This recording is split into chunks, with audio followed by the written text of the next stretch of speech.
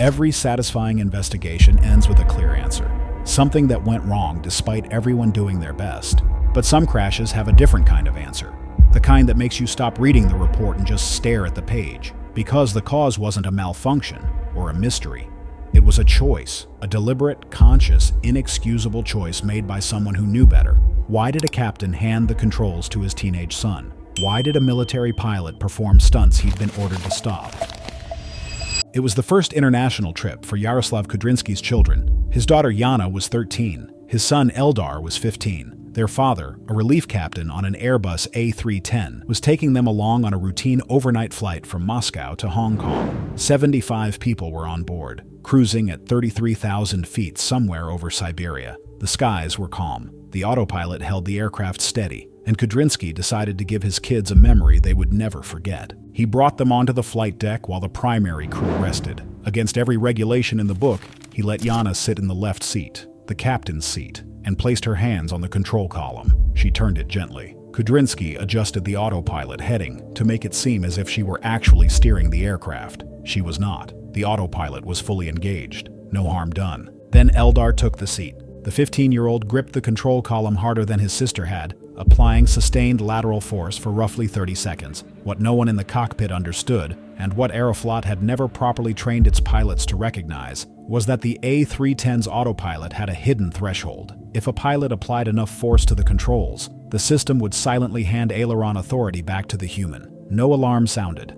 No voice called out a warning. A small light appeared on a panel, but it was not accompanied by any audible alert, and no one noticed it. Eldar was now partially flying a wide-body airliner at 33,000 feet. He did not know it. Neither did his father. Neither did anyone. The aircraft began banking to the right, slowly at first, then faster. As the bank angle passed 45 degrees, the A310 could no longer maintain altitude. The nose dropped. Kudrynsky realized something was wrong, but the aircraft was already in a steep, accelerating descent. He shouted at Eldar to get out of the seat. The autopilot, still controlling pitch and thrust, but no longer the ailerons, fought the dive by raising the nose and increasing engine power. This made the situation worse. The aircraft began to stall. The autopilot, overwhelmed, disconnected entirely. The nose pitched down into a near-vertical dive. Reduced G-forces finally allowed Kudrynsky to reach the controls. The first officer managed to pull the aircraft out of the dive. For a brief moment, the wings leveled, but the correction was too aggressive. The nose pitched sharply upward, and the aircraft stalled a second time. It entered a flat spin, falling through 33,000 feet of Siberian sky in roughly 2 minutes. The pilots recovered from the spin and leveled the wings one final time. But by then, the aircraft had descended too far. There was no altitude left. Flight 593 struck a forested hillside in the Kuznetsk-Alatau Mountains at high speed. Everyone on board was killed. Investigators later reached a conclusion that haunts aviation to this day. If the pilots had simply released the control column during the first dive, the autopilot's remaining flight protections would have automatically leveled the aircraft and prevented the stall. The crew fought the machine. The machine was trying to save them, and neither side understood what the other was doing. Aeroflot initially denied that children had been in the cockpit. 6 months later, a Moscow magazine published the leaked cockpit voice recorder transcript, and the airline was forced to admit the truth. The recording captured everything. Kudrynsky's voice encouraging his children, Eldar's confusion as the aircraft began to roll, and in the final seconds, the sound of a father realizing that the proudest moment of his career had become the last moment of his children's lives.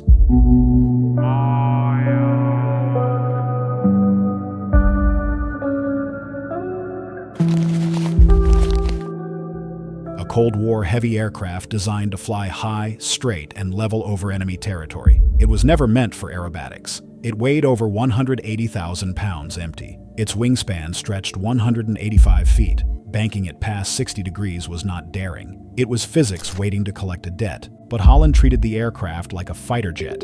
In June 1994, Fairchild was preparing for another air show. Holland was again selected to fly the demonstration. The new wing commander, Colonel William Brooks, reviewed Holland's proposed flight profile and found it violated multiple regulations. Brooks ordered Holland to stay below 45 degrees of bank and 25 degrees of pitch. On June 24th, Holland took off for a second practice flight. 4 crew members were on board, Holland in the left seat. McGeehan, the man who had tried to get Holland grounded, sat in the right seat. Colonel Robert Wolfe was aboard as the designated safety observer. Lieutenant Colonel Kenneth Houston served as radar navigator. A $54 million aircraft carrying 4 senior officers, 3 of whom knew exactly what Holland was capable of. The flight lasted 18 minutes. Holland flew a series of low passes and steep turns over the airfield, each one more aggressive than the last. He banked the aircraft past 60 degrees, then past 80. The aircraft screamed across the field at 250 feet. On the ground, a camera recorded every second.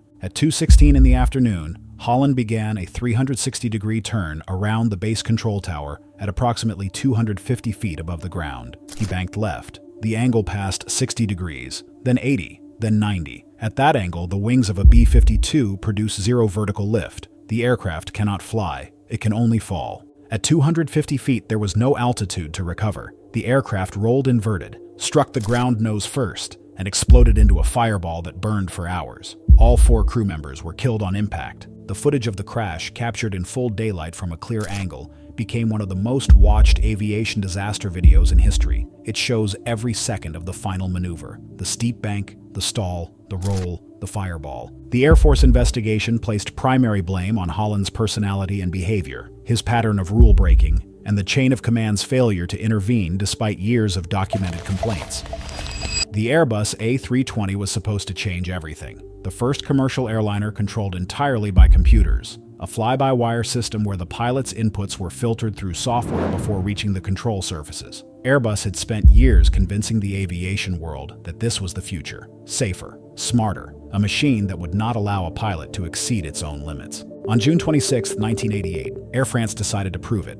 The airline chartered one of its brand-new A320s for a promotional flyover at a small air show in Habsheim in eastern France. The aircraft had been delivered to Air France just 3 days earlier. It was the third A320 ever built. On board were 130 passengers, mostly journalists and members of the public who had won tickets through a raffle promotion. This was not just the A320's public debut. It was the first time the aircraft had ever carried fare-paying passengers. Captain Michel Asselineau, 44 years old, was one of Air France's most experienced pilots, and one of the first captains certified on the A320. He had logged over 10,000 flight hours. The plan was simple: fly from Paris to the small Habsheim airfield, make a low pass over the runway at 100 feet with landing gear down, climb away, circle back, repeat the pass in the opposite direction, then continue to a sightseeing flight over Mont Blanc before returning passengers to Basel. The problem started on approach. The Habsheim airfield was too small to be listed in the A320's navigation computer, so the crew had to find it visually. When they spotted the field,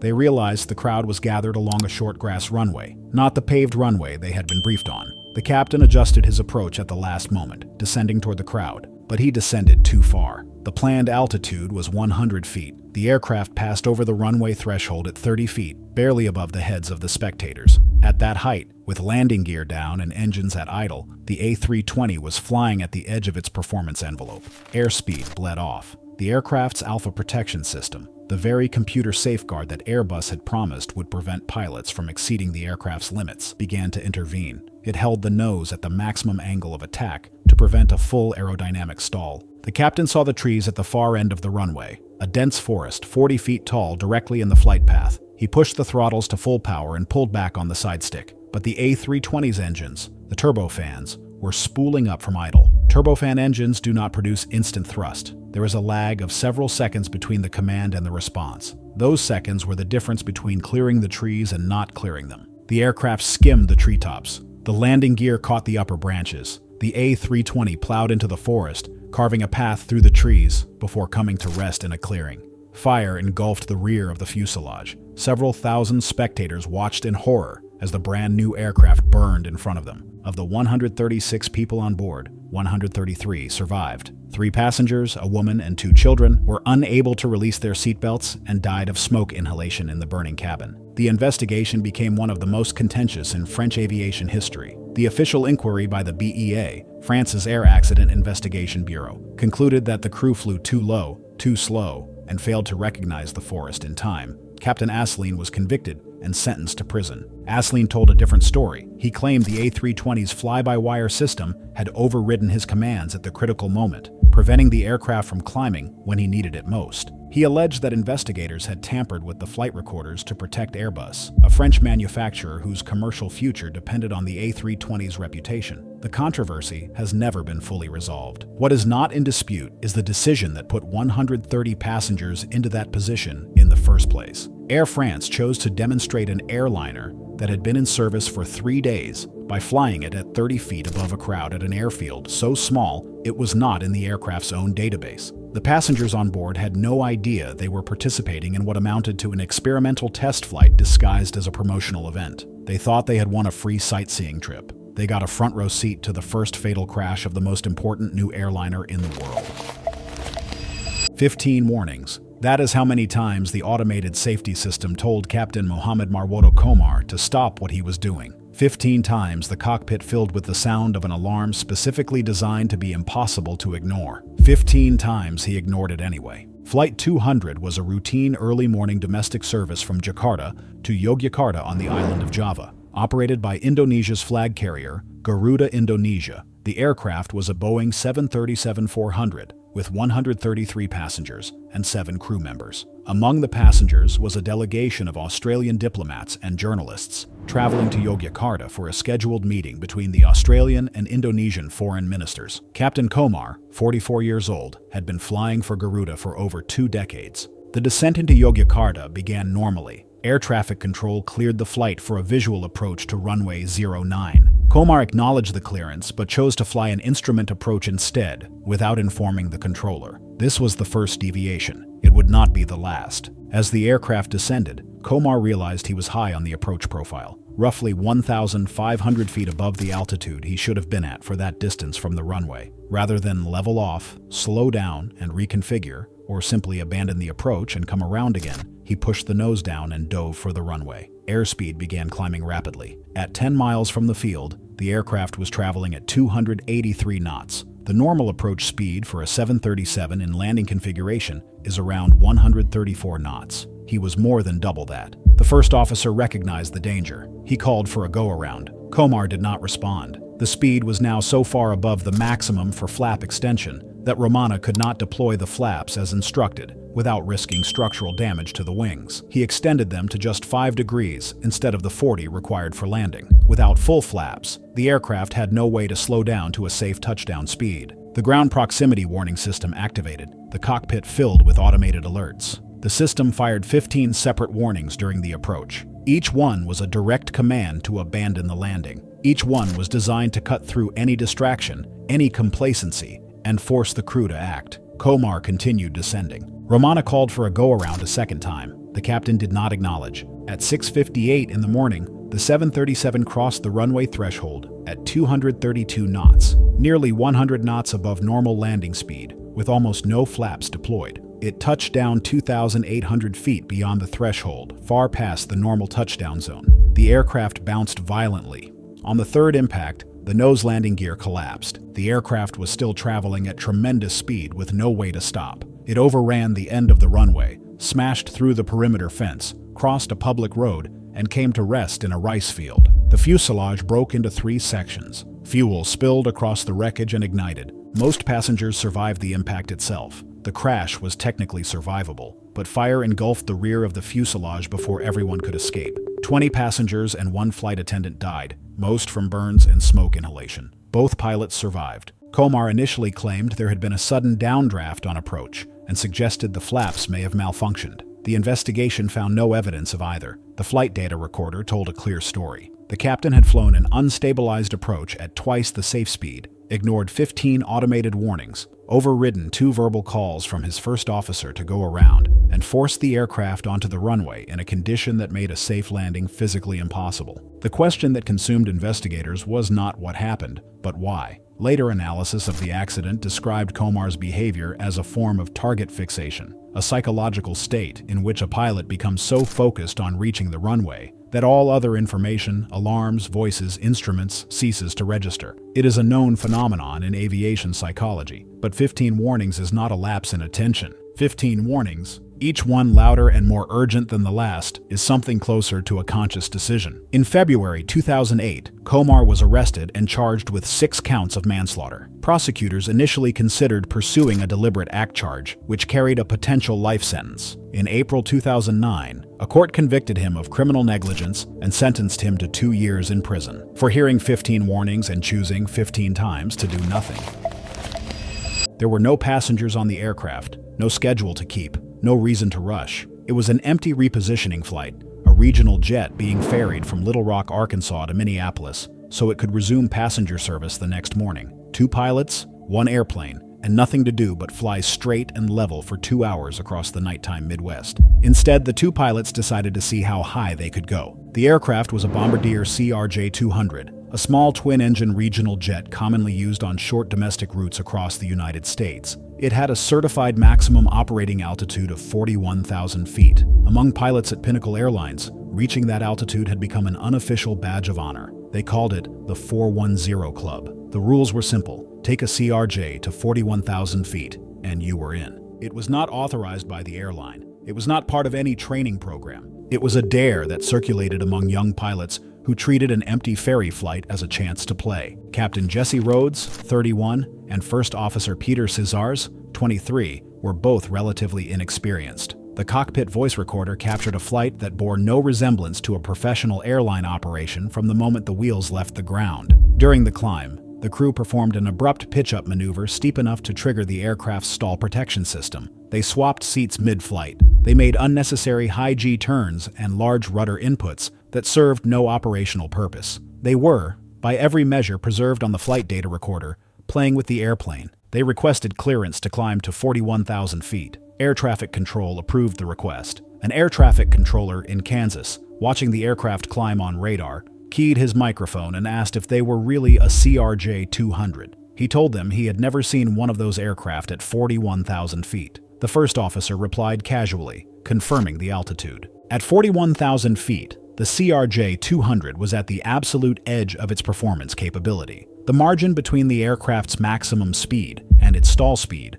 known as the coffin corner, was razor thin. Any deviation in speed, pitch, or bank angle could push the airplane beyond what the wings could sustain. The aircraft requires precise, delicate handling at that altitude. Rhodes and Cesars were not treating it with precision or delicacy. The aircraft could not maintain altitude. It began to settle. The Aero Flight system tried to hold 41,000 feet by pitching the nose up. Bleeding off speed, the aircraft could not afford to lose. The stick shaker activated, warning of an imminent stall. The aircraft's automatic stall protection system responded by pushing the nose down to regain airspeed. This is a safety feature designed to prevent exactly the situation the crew had created. The pilots overrode it. They pulled the nose back up. The stall protection activated again. They overrode it again. This happened 4 times. 4 times the aircraft tried to save itself, and 4 times the crew fought the machine. On the 4th override, both engines flamed out. At 41,000 feet, with no thrust, the CRJ-200 began to fall. The pilots attempted to restart the engines. They tried the left engine twice. Nothing happened. The engines had experienced a condition known as core lock. When a turbofan engine flames out at high altitude and high power, the internal components cool and contract at different rates. The resulting friction can prevent the engine core from rotating, making restart impossible. But the pilots had never been trained on it. They did not know that a restart was physically impossible. For 14 minutes, the aircraft glided downward without power. 6 airports were within reach when the engines first failed. But the crew spent those critical minutes trying to restart engines that would never restart. And by the time they admitted to air traffic control that both engines were gone, not just one as they had initially reported, they had lost too much altitude to reach any of them. Air traffic control directed them toward Jefferson City Memorial Airport in Missouri. They were not going to make it. In the final moments, the crew searched for a road to attempt an emergency landing. They ran out of altitude 2.5 miles short of the airport. The CRJ struck the ground in a residential neighborhood on Hutton Lane in Jefferson City, crashing behind a row of houses. Both pilots were killed. No one on the ground was injured, a matter of pure luck given that the aircraft came to rest feet from occupied homes. The NTSB investigation painted an unsparing picture. 2 pilots, alone in an empty aircraft with no operational reason to be at 41,000 feet, had deliberately pushed their airplane beyond its limits, overridden its safety systems, destroyed both engines, mismanaged the emergency, and crashed into a neighborhood. The board cited the crew's lack of professionalism, their unfamiliarity with high-altitude aerodynamics, and Pinnacle Airlines' failure to train its pilots on the risks of high-altitude flight or the possibility of engine core lock. After the crash, Pinnacle restricted all flights to a maximum of 37,000 feet and redesigned its training program to include high-altitude operations. Every crew was taken into the simulator and shown exactly what the airplane did on the night Flight 3701 went down. The 410 Club was officially disbanded. Its last 2 members never made it home. 16 bottles of beer, 7 gin grogs, 900 grams of cognac. That is what investigators calculated 2 airline pilots consumed in a single evening, roughly 4 hours of drinking that ended at 2 in the morning. 5 hours later, those same pilots climbed into the cockpit of a passenger aircraft and took off into the darkness with 22 people sitting behind them. Aero Flight 311 was a scheduled domestic service operated by Aero Oy, the Finnish airline now known as Finnair, on the short route between Kronoby and Vasa in western Finland. The date was January 3, 1961. The aircraft was a Douglas DC-3, a workhorse of post-war aviation. 22 passengers boarded for what should have been a brief morning flight across the flat, frozen Finnish countryside. Captain Lars Hattinen and First Officer Veikko Halma had spent the previous night at a hotel near the Kronoby airport. They did not spend it sleeping. According to the investigation, they began drinking at approximately 10 in the evening and continued until 2 in the morning. A third person, believed to be someone who later boarded the aircraft and was present in the cockpit during the flight, had joined them. Between the 3 of them, they consumed an extraordinary volume of alcohol over roughly 4 hours. The autopsies told the rest of the story. Hattinen's blood alcohol content was measured at 0.20%. In most countries, the legal limit for driving an automobile is 0.08%. Hattinen was at 2.5 times that threshold. Both men were, by any medical definition, severely intoxicated. International Civil Aviation Organization regulations and their own employment contracts explicitly prohibited flying under the influence of alcohol. Neither man was in any condition to operate an aircraft. The flight departed 16 minutes late, at 7:16 in the morning. It was still dark. January in western Finland means almost no daylight before 8 o'clock, and conditions that morning included low cloud cover and limited visibility. The co-pilot contacted air traffic control and requested free-flying altitude, which was granted. This meant the crew could fly at any altitude above the minimum of 1,500 feet for the route. The flight proceeded without apparent incident for approximately 24 minutes. Then, during the approach phase toward Vasa Airport, something went wrong. The aircraft descended below 100 meters, far lower than the minimum safe altitude, in darkness and poor visibility. The crew initiated a sharp left turn, but the maneuver was badly executed. The aircraft lost speed. The wings could no longer generate sufficient lift. The DC-3 stalled, entered a spin, and struck the frozen ground in a forested area near the village of Kavevlax, roughly 10 kilometers north of the runway. The aircraft was destroyed on impact and caught fire. All 25 people on board were killed. It remains, more than 6 decades later, the deadliest civilian aviation accident in Finnish history. The investigation board, appointed by Finland's Ministry of Communications on the day of the crash, concluded that the primary cause was pilot error during a low-altitude turn at night. The crew had allowed the aircraft to enter a stall from which recovery was impossible at that altitude, but the report made clear that the underlying cause was simpler and uglier than a technical misjudgment. The pilots were drunk. They had not slept. They should never have been anywhere near the controls of an aircraft carrying passengers.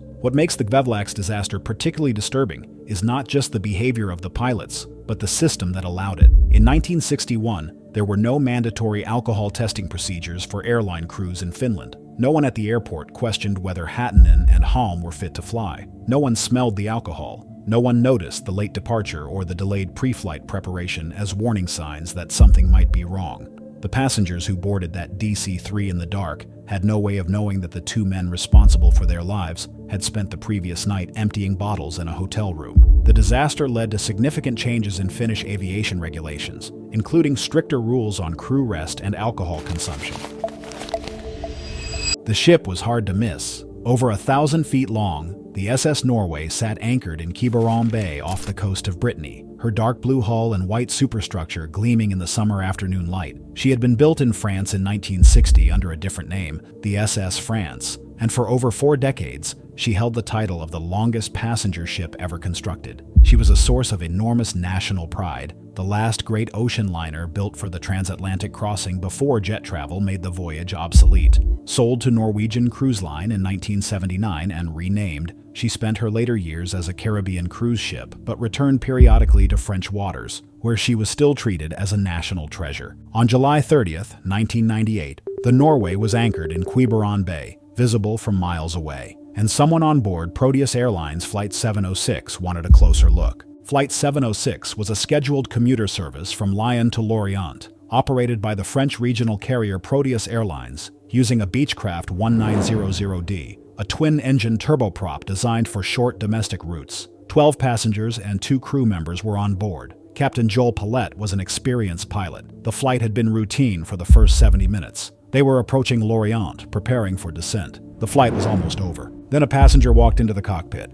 The cockpit voice recorder captured what happened next. The passenger told the pilots that the SS Norway was anchored nearby in Quiberon Bay and suggested they fly closer so everyone could get a better view. It was a casual, friendly request, the kind of thing that might seem harmless. Captain Paulette agreed. He contacted the Lorient approach controller and requested permission to deviate slightly west to fly over Quiberon Bay. The controller approved the deviation. What happened next, however, went beyond the approved detour. The crew canceled their instrument flight rules plan and switched to visual flight rules, meaning they were now responsible for their own separation from other aircraft, rather than relying on air traffic control to keep them clear. They descended from 3,700 feet to 2,000 feet and began a 360-degree turn around the ship, circling the massive liner at low altitude so the passengers could take in the view from every angle. While Flight 706 circled the Norway, a Cessna 177 was flying in the same airspace. The small single-engine aircraft had departed from nearby Van, with one person on board, a private pilot on a casual sightseeing flight along the Brittany coast.